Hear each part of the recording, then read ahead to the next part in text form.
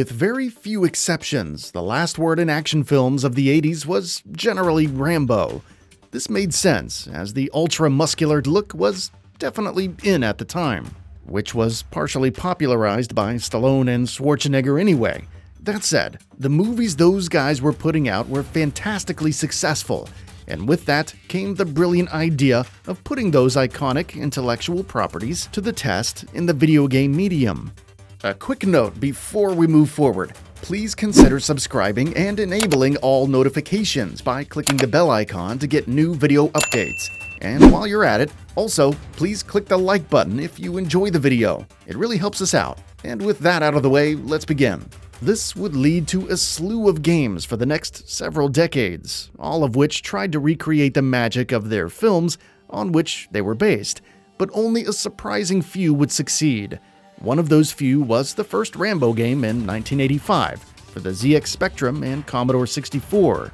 The game was a fairly standard top-down shooter, which was a genre that was by no means invented in 1985, but the fact that it played well was based on the most recent second film and incorporated some melodies from that movie's soundtrack, all helped it get enough attention and enough praise for it to thrive and ultimately get the attention of Sega, who would publish a new version on their more popular console, the Sega Master System. However, it wasn't actually a Rambo game at first. This was actually a totally different game, but Sega reworked it to be a Rambo game for the West. It was changed a third time for PAL regions too, so by the time the game came out it was received as totally different experiences in Sega's three most prominent markets.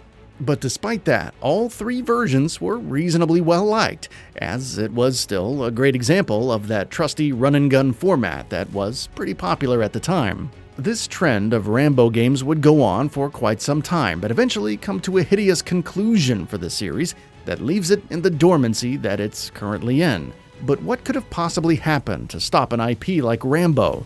One so tailor-made for video games. What the hell happened to Rambo games? It wouldn't be long after the obvious and unavoidable success of Sega's Rambo game until Nintendo decided they wanted in on the action with their own.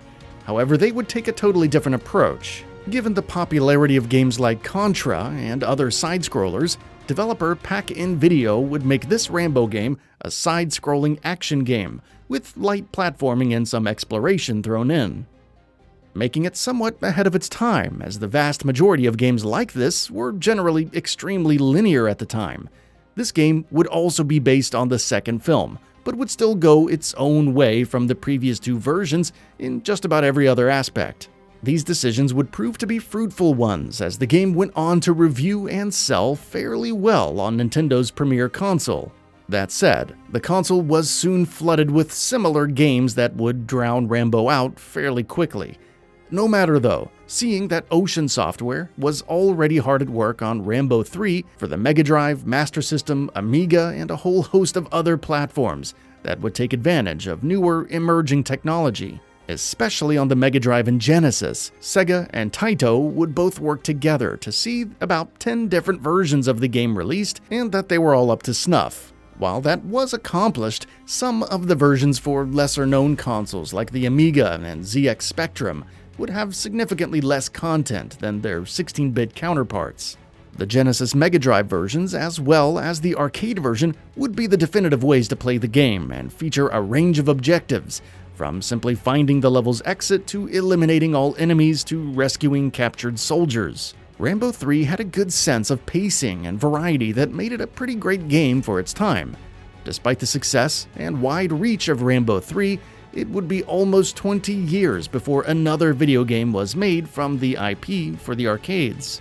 This would be a pretty straight-up rail shooter that would feature nice graphics for 2008 arcades and a nice Uzi controller that you would use to take out enemies as they popped in and out of your 62-inch screen. Given that arcade gaming was well past its prime in 2008, its impact on the gaming medium could only be so big though.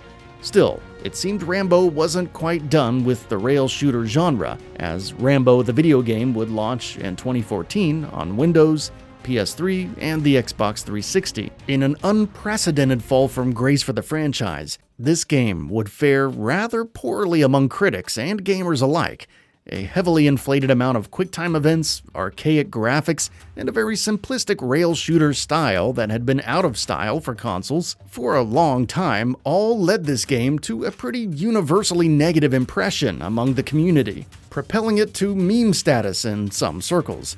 The game was bland when it needed to be interesting most, and just felt like something that wouldn't have been fun even 10 years prior to its launch. While developer Teon has somewhat redeemed themselves with Terminator Resistance and Monster Truck Championship, which are at least competent games, there's no other way to slice it.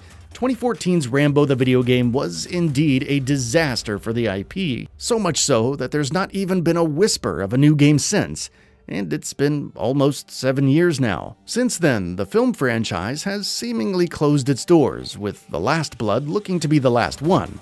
But that doesn't necessarily mean the franchise has to be over with video games, which is the great thing about them.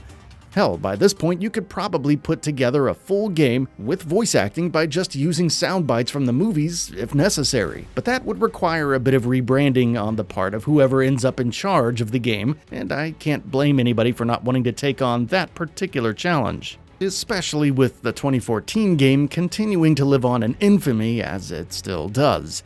That said, the franchise is still absolutely perfect for games, whether it be a first-person shooter or anything else.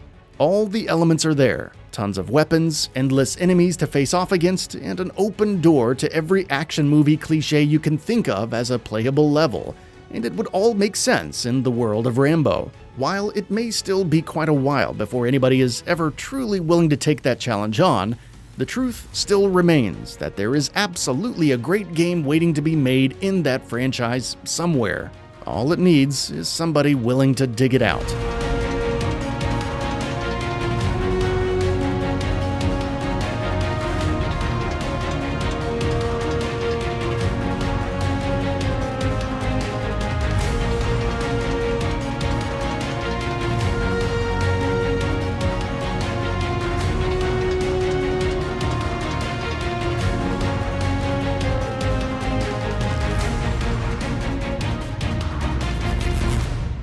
That's all for now. If you enjoy what you saw, please hit the like button. And if you're new to the channel, now is a great time to subscribe. We upload brand new videos every single day. After subscribing, don't forget to enable all notifications by clicking the bell icon. Thanks for watching this video, and we'll see you next time, right here on GamingBolt.